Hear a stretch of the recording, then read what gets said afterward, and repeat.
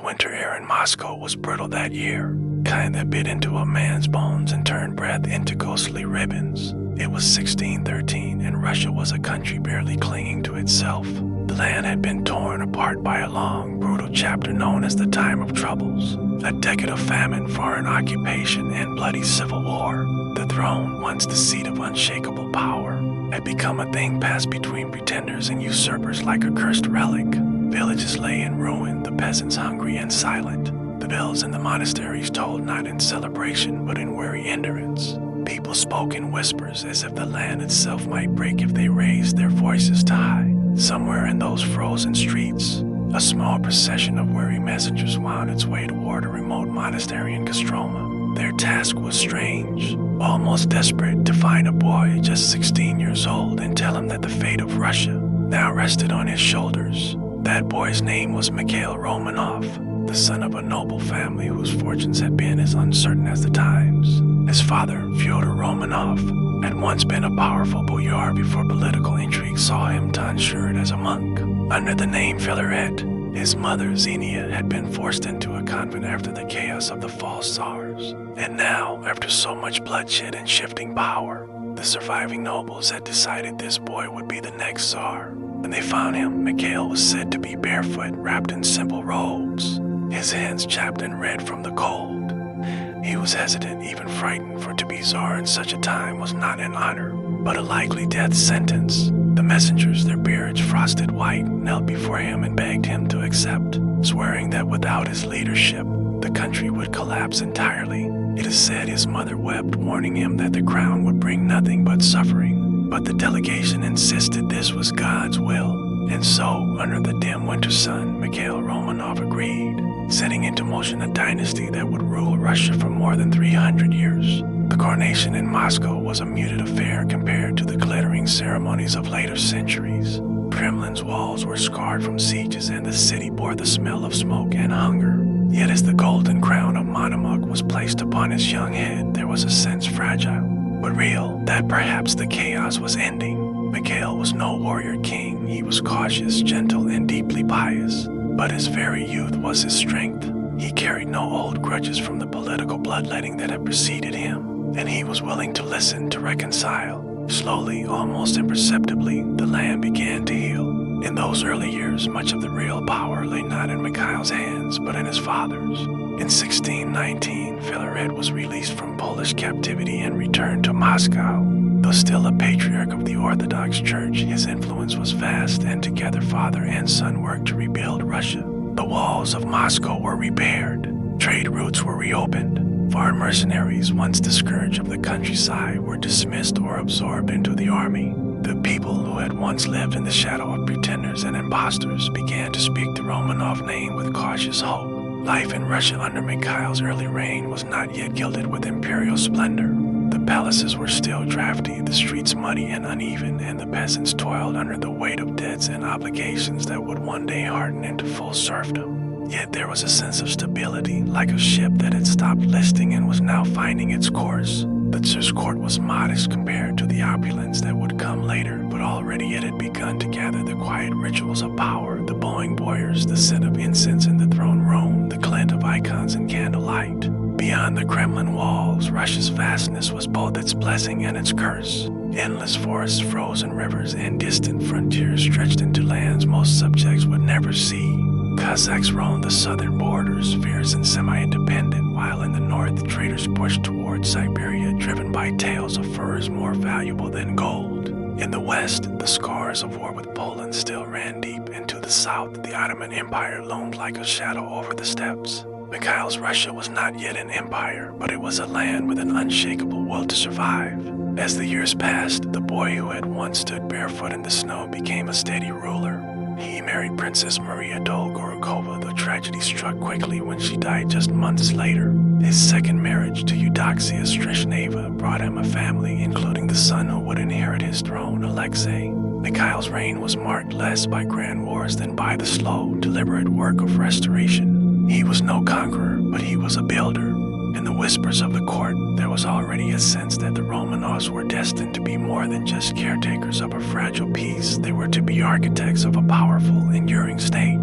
When Mikhail died in 1645, he left behind a Russia far stronger than the one he had been given. The people mourned not with the wails of sudden loss, but with the heavy silence that follows the passing of a father figure. His son Alexei would take the throne next, carrying forward the name and legacy that had begun in the frozen corridors of that Kostroma monastery. The Romanovs were no longer merely the saviors of a broken realm. They were the embodiment of Russia itself, a dynasty whose shadow would grow long over the centuries to come. The bells of Moscow tolled deep and solemn in the summer of 1645, carrying their sound over the onion domes, across the narrow wooden streets, and into the open fields beyond. Tsar Mikhail Romanov was dead, and the throne now belonged to his 16-year-old son, Alexei Mikhailovich. Like his father before him, Alexei was young when he took the crown, but the Russia he inherited was no longer a country gasping for survival. It was a realm in the slow but steady act of becoming. Alexei was tall, gentle-faced, and devout, with a voice that rarely rose in anger. He moved through the Kremlin's halls with a calm dignity, but beneath the serenity lay a certain firmness, a will to bring order to the sprawling, unwieldy state his father had left him. Where Mikhail's reign had been about healing wounds, Alexei's would be about shaping identity, about defining what it meant to be Russia in the mid-17th century. In the first years of his rule, the court shimmered with a restrained elegance. The walls of the Tarim Palace glowed in the light of beeswax candles, and the air was thick with the scent of burning incense. Courtiers in long, fur-lined caftans bowed deeply before the young Tsar, their beards brushing their chests. Yet beyond the gilded icons and embroidered drapes, the world Alexei sought to govern was restless. The boundaries of his realm stretched endlessly, but the unity of its people was fragile. The landowners grew ever more powerful, and the peasants slipped further into bondage, their movements bound by laws that made escape nearly impossible. It was in Alexei's reign that the word serfdom ceased to be a loose arrangement and became the cold, unyielding foundation of the Russian countryside. The Sobranoye Ulozny, the great law code of 1649, bound peasants to the land they tilled, turning centuries of informal obligations into a chain that could not be broken. To the landowners, it brought security. To the peasants, it brought a lifetime sentence. Russia was becoming stronger, yes, but that strength came at the price of freedom for millions. In matters of faith, Alexei was as devout as any Tsar could be, and perhaps it was this very devotion that led him into one of the great storms of his reign, the schism of the Russian Orthodox Church. It began quietly, the reforms to correct what church leaders saw as small errors in liturgy and ritual, aligning Russian practice more closely with the Greek Orthodox tradition. But in a land where faith was woven into every thread of life, even the smallest changes were a spark in dry straw. Crossing oneself with 3 fingers instead of 2, spelling the name of Jesus differently in sacred texts, these were not trivial to the faithful. They were upheavals in the order of the world. The reforms championed by Patriarch Nikon split the church in 2. Those who resisted became known as the Old Believers, and their defiance was met with brutal suppression. Villages were burned, rebels were executed, and whole communities fled into the wilderness to preserve the old ways. The schism was more than a religious dispute. It was a wound in the heart of Russia, one that would fester for centuries. While Alexei himself was not cruel by nature, his reign bore the weight of this persecution, a mark that even his piety could not cleanse. Yet Alexei was not only a man of faith, he was also a ruler of ambition. His armies marched west into Poland during the Russo-Polish War, reclaiming Smolensk and pushing into Ukraine. The Treaty of Andrusovo in 1667 brought the city of Kiev into Russian hands, a symbolic and strategic gain that tied Russia more closely to the lands of the old Kievan Rus. In the south, his armies clashed with the Crimean Tatars, while to the east, Russian explorers pushed deeper into Siberia, mapping rivers that wound through frozen taiga and barren tundra. Every victory, every new tract of land made the Romanov name heavier with power. But even as the Tsar's banners flew over new territories, unrest smoldered. In 1670, the Don Cossack leader Stenka Razin led one of the largest peasant uprisings in Russian history, a rebellion born of the crushing weight of serfdom and the hunger for freedom. Razin's army swept along the Volga, seizing towns, rallying the poor and the desperate to his cause. For a time, his name was spoken like a legend, the pirate Tsar of the steppe.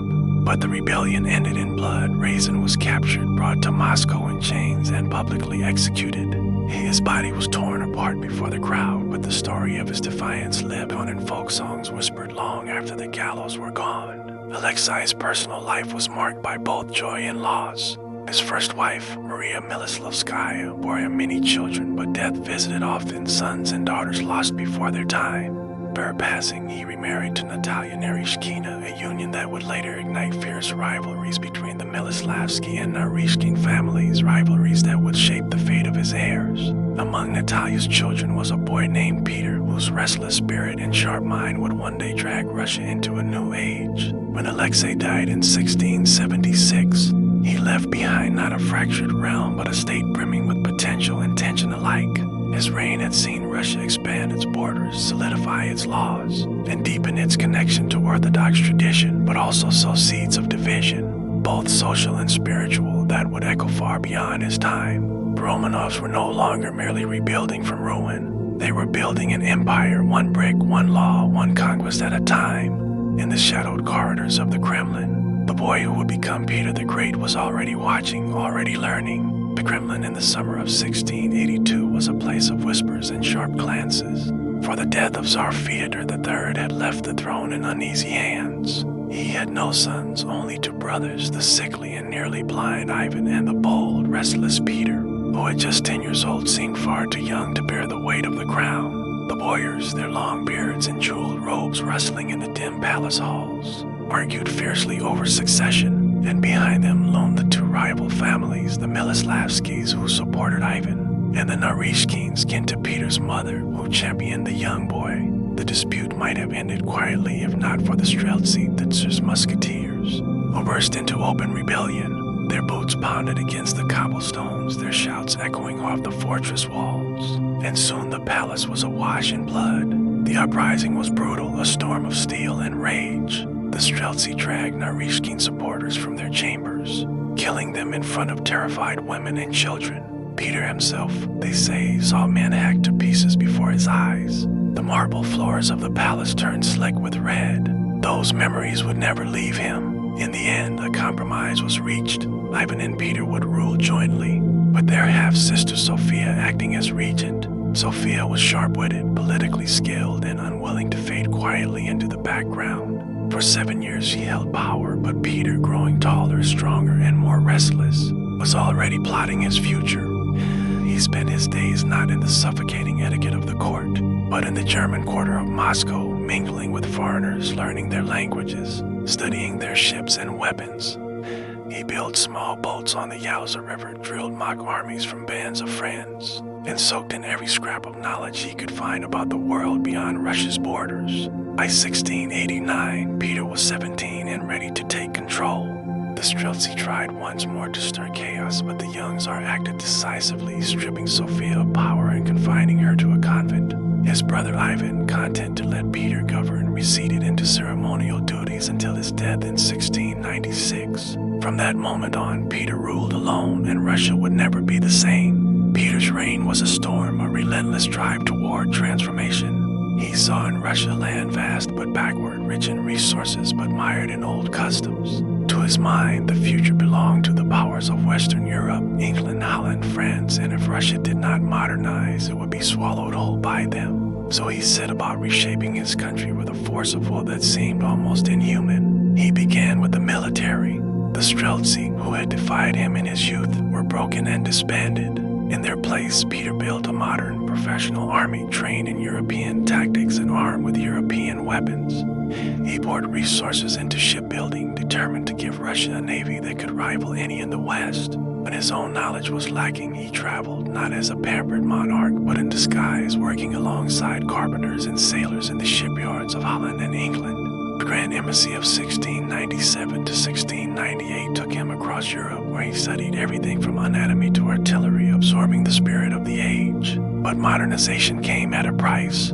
Peter's reforms were often forced upon an unwilling populace. He ordered nobles to shave their beards, adopt Western dress, and send their sons to study abroad. He restructured the government, imposing strict hierarchies and merit-based ranks. For the common people, these changes could feel like an assault on the traditions that had defined Russian life for centuries. Yet Peter pressed on, driven by a vision few around him could fully grasp. It was the crucible in which Peter's new Russia was forged. In 1700, he entered the Great Northern War against Sweden, then the dominant power in the Baltic. The early battles were disastrous. At Narva, Swedish forces routed the Russians despite being vastly outnumbered. But Peter was not a man to retreat into despair. He rebuilt his army, trained it harder, and returned to the fight with iron resolve. Over the next 2 decades, the war ground on, culminating in the Battle of Poltava in 1709, where Russian forces decisively crushed the Swedes. It was a turning point not just in the war, but in Russia's standing among European powers. With victory came new ambitions. Peter founded a new capital in 1703, carved from the swamps at the mouth of the Neva River. St. Petersburg rose out of the marshes like a defiance to nature itself, its grand avenues and palaces a glittering symbol of Russia's western gaze. Thousands of laborers died in its construction, but Peter was unmoved. He called it his window to Europe, and from there he intended to face the world. Peter's personal life was as turbulent as his reign. His first marriage to Eudoxia Lapukina ended in estrangement. She clung to the old ways he sought to destroy. His second wife, Catherine, a woman of humble origins, became his companion in both politics and war, eventually crowned empress in her own right. He could be warm and charming, but also brutal, quick to punish betrayal with executions that shocked even hardened courtiers. By the time of his death in 1725, Peter had remade Russia into a formidable empire. Its armies were modern, its territory expanded, its influence undeniable. Yet he left behind a nation both strengthened and strained, a land caught between the traditions of its past and the demands of its future. The Romanov dynasty had stepped onto the grand stage of European power, and the shadow Peter cast would loom over every ruler who followed. The palace walls were silent that night in June 1762, but the silence was a disguise. Behind closed doors, plots moved like shadows through the corridors. Empress Elizabeth, Peter the Great's daughter, had died the previous year, leaving the throne to her nephew, Peter III. Awkward, impulsive, and enamored with Prussian military discipline, Peter was a misfit in the Russian court. He alienated the nobility, offended the Orthodox Church, and neglected the delicate web of alliances that held power in place. For his wife, the German-born Princess Sophie of Anhalt-Zerbst, now known as Catherine, this was not a time for loyalty. It was a time for survival and perhaps for destiny. Catherine had come to Russia as a teenager, her sharp mind quickly grasping the language, customs, and, more importantly, the politics of her adopted land. She understood the vanity of the court, the ambitions of the guards' regiments, the hunger of the nobility for a ruler who could lead with strength. She read voraciously, filling her mind with the ideas of Enlightenment philosophers, and she watched her husband squander every opportunity to rule wisely. When whispers of a coup began, she did not resist, she led. On the morning of July 9, 1762, Catherine rode out to the barracks of the Izmailovsky regiment. Dressed in the green uniform of the guards, her hair hidden beneath a military cap, soldiers knelt before her, swearing allegiance. Other regiments followed. By the time she reached St. Petersburg, the coup was complete. Peter III was arrested and would be dead within days, officially from hemorrhoidal colic. Though few believe such a polite fiction, Catherine was crowned Empress of all the Russias, a title she would bear for the next 34 years. Her reign began with an almost impossible balance. She was a foreigner on the Russian throne, but she cloaked herself in Russian identity with a skill that disarmed critics. She corresponded with Voltaire and Diderot, championed education, and spoke of law and justice. Yet she was no mere dreamer. She expanded the empire with relentless purpose. Wars against the Ottoman Empire brought Crimea into Russian hands, securing warm water ports that Peter the Great had coveted. In the west, she participated in the partitions of Poland, slicing the once proud kingdom into pieces until it vanished from the map. Each conquest fed Russia's growing power, and each treaty was signed under the glint of the Romanov eagle. The court under Catherine was a world of silks and whispers, where chandeliers spilled light onto marble floors and music drifted from gilded salons. Foreign ambassadors marveled at the splendor, yet beneath the polish lay a web of intrigue. Catherine was famed for her intelligence, but also for her personal life, taking lovers who often rose to positions of influence before falling out of favor. Some saw her as a schemer, others as a woman unwilling to be bound by the constraints of her gender. Whatever the opinion, she commanded absolute authority, her words shaping the fate of millions. Yet the empire she ruled was not without cracks. In 1773, the largest peasant uprising in Russian history erupted under the banner of Yemalayan Pugachev, a Cossack who claimed to be the rightful Tsar. His rebellion swept across the Volga region, drawing tens of thousands to his cause, fueled by the crushing weight of serfdom and the dream of freedom. For a time, his forces seemed unstoppable, but Catherine's armies eventually crushed the revolt. Pugachev was captured, brought to Moscow in an iron cage, and publicly executed. The rebellion's defeat was decisive, but it left behind an unmistakable truth that beneath the empire's golden surface, the soil was restless. Despite such unrest, Catherine pressed forward with reforms. She sought to modernize agriculture, encourage the settlement of new territories, and founded schools for both boys and girls. She commissioned the Smolny Institute for Noble Maidens, the first state-funded higher education institution for women in Russia. She expanded the Hermitage collection, turning it into one of the world's great museums, a place where art and empire stood side by side. As the years passed, her image as Catherine the Great was cemented not just in her lifetime, but in the way she shaped the narrative of her reign. She knew the power of appearances, the portraits that depicted her as both warrior and philosopher. Public works that bore her name, decrees that promised progress even when they preserved the status quo. It outlasted rivals, suppressed revolts, and added vast lands to the empire. When she died in 1796, the court mourned in grandeur, but the people in the countryside barely felt the ripple. For them, serfdom still held them bound, and the wealth of the empire flowed to St. Petersburg, not to their villages. Catherine left behind a Russia that was richer, larger, and more firmly placed among Europe's great powers, but also a Russia where the distance between ruler and subject had never been greater. Romanov stood at the height of their glory, but they were also standing on a foundation that would one day shake. The dawn of the 19th century came to Russia not with celebration, but with the muffled shock of betrayal. In March 1801, Tsar Paul I, son of Catherine the Great, was found dead in his chambers, the air still heavy with the scent of candle smoke. He had reigned for just 5 years, years marked by erratic decrees and unpredictable shifts in policy.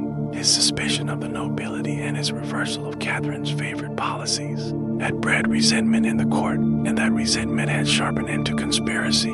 The palace coup that ended his life was swift and silent. His guards entered. His protests were drowned out, and by morning, his 23-year-old son, Alexander, was Tsar. Alexander eyed tall, broad-shouldered, and with a melancholy gaze, inherited both the power of the empire and the shadow of his father's murder. He had been educated in the ideals of the Enlightenment, tutored by Swiss Republican thinkers, and he spoke of reform and liberty, but the throne has a way of bending ideals to its own will. In his early years, he abolished some of his father's harshest decrees, eased censorship, and dreamed aloud of a constitution. Yet these early gestures of openness were soon swallowed by the great storm of his reign, the wars with Napoleon. First years of conflict against France were costly and uncertain. The Russian army bled in distant fields, alliances shifted like sand, and Napoleon's shadow stretched across Europe. But in 1812, the war came home. Napoleon's grand army, 500,000 strong, crossed into Russian territory, advancing relentlessly toward Moscow. Alexander's generals counseled retreat, and the Tsar agreed, trading land for time. The summer sun baked the fields, the roads turned to dust, and the French army pushed deeper into a country that seemed to retreat endlessly before them. Borodino, one of the bloodiest battles of the era, neither side claimed a decisive victory, but the Russian withdrawal was deliberate, a trap unfolding slowly. When Napoleon finally entered Moscow, expecting a triumphant peace, he found a city abandoned and burning. Fires devoured the wooden streets, set deliberately to deny the French shelter. The cold came early that year, and the long retreat began. Starvation, frost, and Russian rage turned the Grand Army into a shadow of itself. Napoleon fled, and Alexander emerged as the liberator of Europe.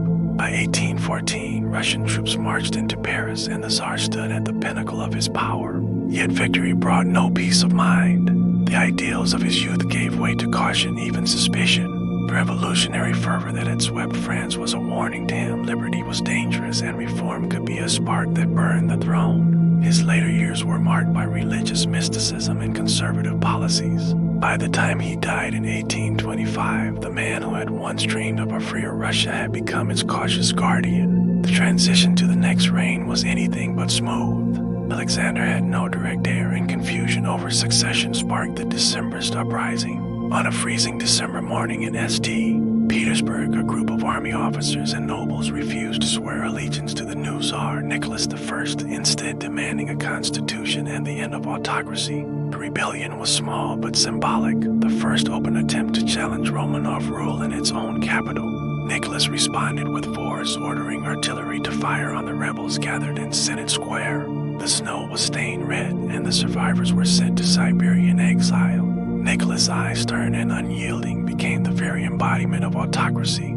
His reign was defined by strict censorship, a secret police network that monitored dissent, and a rigid social order that placed the Tsar as the unquestioned center of authority. He called his philosophy orthodoxy, autocracy, and nationality, the trinity by which he believed Russia could be held together. While he presided over an age of impressive military discipline and industrial beginnings, the iron grip of his rule left little space for reform. Abroad, Nicholas sought to uphold Russia's role as the gendarme of Europe, suppressing revolutions beyond his borders. But it was in the south, in the Crimean Peninsula, that the limits of Russian power would be tested. In 1853, a dispute with the Ottoman Empire escalated into the Crimean War, drawing in Britain, France, and Sardinia against Russia. What began as a question of influence over holy sites in Jerusalem became a brutal, grinding conflict fought in mud and snow. Russian soldiers, brave but ill-equipped, faced modern European armies and weapons that revealed just how far behind the empire had fallen. In technology and logistics, the war was still raging when Nicholas died in 1855. His health worn down by years of rule and the strain of the battlefield reports that reached his desk. His son, Alexander II, would inherit not just the war, but the vast, complicated question of how to modernize an empire that was both immense in power and dangerously outdated. The Romanovs had weathered wars, uprisings, and the shifting winds of Europe, but beneath the victories, the cracks in their foundations were widening. When Alexander II ascended the throne in 1855, the empire was weary from the Crimean War and humbled by its defeat. The war had been a bitter mirror reflecting back the truth that Russia, vast, proud, and mighty in spirit, was lagging dangerously behind the modern powers of Europe. Cannons of Britain and France had roared with a precision and firepower the Russian army could not match. The Tsar understood what this meant if Russia was to survive the century. It could not remain chained to the past. Alexander was not a man of idle words. Within 6 years of taking the throne, he announced one of the most monumental acts in Russian history, the emancipation of the serfs. On a cold March day in 1861, the decree was read aloud across the empire, from the gilded halls of St. Petersburg to the smallest wooden churches in the countryside. Millions of peasants bound for generations to the land and the will of their landlords were declared free. The announcement stirred both hope and confusion. Freedom came, but not without cost. Peasants received small plots of land, often poor in quality, and were burdened with redemption payments that would keep them indebted for decades. Landowners mourned the loss of their old authority. Peasants wondered if they had been liberated in name only. Yet Alexander pressed on with reform. He overhauled the judicial system, introducing courts with juries and equality before the law, at least in principle. He allowed a measure of self-government in rural districts through the creation of Zemstvos, local councils that oversaw roads, schools, and hospitals. Army was restructured, with military service reduced and training modernized. New railways began to stitch together the vast distances of the empire, and commerce stirred in towns that had once been silent outposts. But change, once set in motion, cannot be easily controlled. The freedoms Alexander allowed created space for new voices, students, writers, political thinkers, and some of those voices demanded far more than the Tsar was willing to give. The 1860s and 1870s saw the rise of revolutionary groups inspired by socialist ideas and driven by the belief that the Romanov system itself was the enemy of progress. Alexander faced an enemy unlike any Russia had seen before, not foreign armies, but his own subjects armed with words, printing presses, and, increasingly, bombs. The Tsar survived multiple assassination attempts. In 1866, a shot rang out in St. Petersburg, missing him by inches. In 1879, a revolutionary's revolver misfired at point-blank range. That same year, dynamite was planted under a railway line he was traveling, but the explosion struck the wrong carriage. Each escape seemed almost miraculous, yet each also deepened the resolve of those who sought to end his reign. On March 1st, 1881, the luck ran out. It was a bitterly cold afternoon when Alexander's carriage traveled along the Catherine Canal in St. Petersburg. A young man stepped forward and hurled a bomb beneath the horses. The explosion shattered the carriage, killing several guards and bystanders, but the Tsar emerged alive, shaken but determined to see the wounded. As he stepped into the street, another assassin waiting for just such a moment threw a second bomb at his feet. The blast tore through his legs and abdomen. Bleeding heavily, he was rushed to the Winter Palace, where he died within hours. In his pocket, they found a draft of a new constitution, one that would have granted Russia a representative assembly. It died with him. The throne passed to his son, Alexander III, a man who had no interest in half measures of reform. Broad-shouldered, stern, and deeply conservative, he saw his father's fate as proof that liberalization was a path to chaos. His reign was one of reaction. Censorship tightened, revolutionary groups were hunted down, and the powers of the police expanded. Nationalism was encouraged, and the Russian language and Orthodox faith were pressed upon the empire's many diverse peoples. He sought to strengthen the autocracy, to wrap it in iron so that no assassin's bomb could shake it again. Yet Alexander III was not without vision. He expanded the Trans-Siberian Railway, a colossal undertaking that stretched across the endless wilderness, linking Moscow to the Pacific. He avoided major wars, keeping Russia at peace during his reign. But his methods were rooted in fear of the revolutionaries, fear of foreign influence, fear that the empire his family had built over centuries could crumble in a matter of years. When he died unexpectedly in 1894, the empire he left to his son, Nicholas II, was powerful but brittle, its surface calm masking the deep currents of unrest that still swirled beneath. The reforms of Alexander II had awakened a hunger in the Russian people that could not be silenced forever. And the iron rule of Alexander III had only pressed that hunger deeper into the heart of the nation. The Romanov still stood unchallenged on the throne, but the shadow of revolution was already lengthening across the horizon. The autumn air in Livadia was warm and fragrant with the scent of the Black Sea.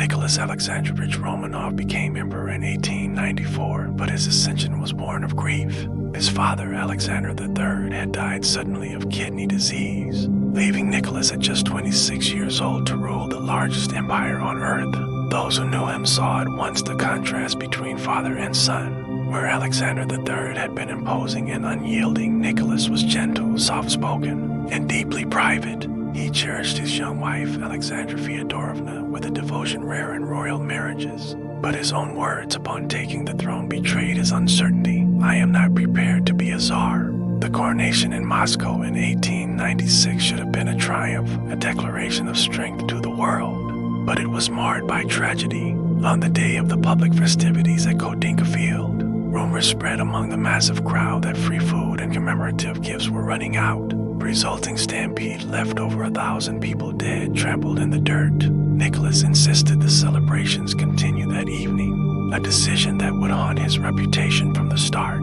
casting him as cold and detached in the eyes of many. Nicholas inherited a Russia of contradictions, a nation of dazzling palaces and desperate poverty, railways and candlelit villages of intellectual salons and illiteracy. The Trans-Siberian Railway, still incomplete, promised connection across 11 time zones. Yet vast stretches of the countryside were untouched by modernity. Peasants still bore the weight of poverty and redemption payments from the emancipation decades earlier. In the cities, workers labored in harsh conditions for meager pay, and whispers of socialism began to circulate in the crowded tenements. In 1904, Russia entered the Russo-Japanese War, a conflict born of imperial ambition in the Far East. Nicholas and his ministers expected a quick victory over what they saw as a lesser power. Instead, Japan struck with precision, destroying much of the Russian fleet at Port Arthur and again at Tsushima. The war was a humiliating disaster, exposing the inefficiency and corruption of the government. Military defeat abroad was soon followed by unrest at home. On a frigid Sunday in January 1905, thousands of workers marched peacefully toward the Winter Palace in St. Petersburg carrying icons and petitions for better wages, shorter hours, and basic rights. They believed the Tsar would hear them. Instead, troops opened fire.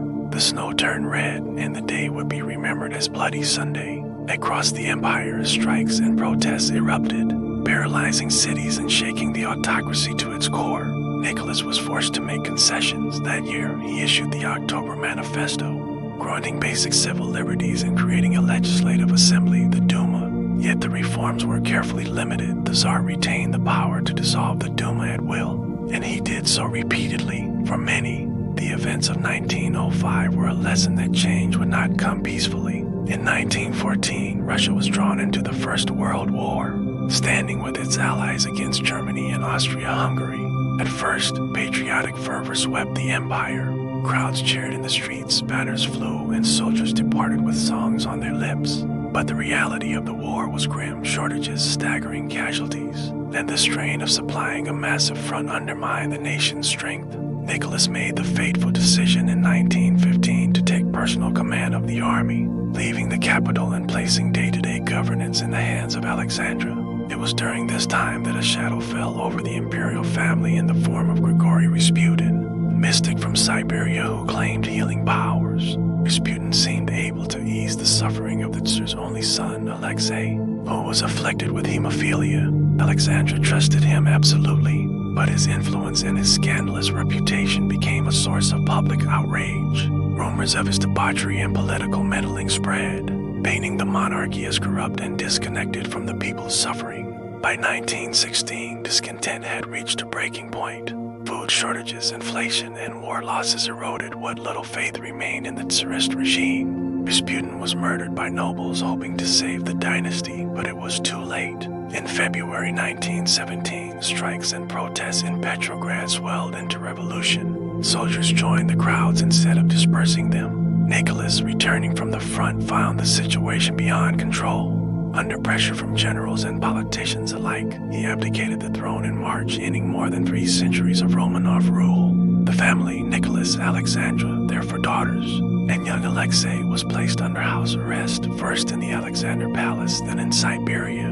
The glittering halls of the Winter Palace were now in the hands of the provisional government, itself a fragile arrangement soon swept away by the Bolsheviks in October. As 1917 drew to a close, the Romanovs were no longer rulers, but prisoners of a new and uncertain Russia. Outside their guarded doors, the red flag of revolution rose, and the world they had known was vanishing like frost under a spring sun. The spring of 1917 in Tobolsk was unlike any the Romanovs had ever known. Gone were the court balls, the foreign envoys, the vast procession halls with ceilings painted like the heavens.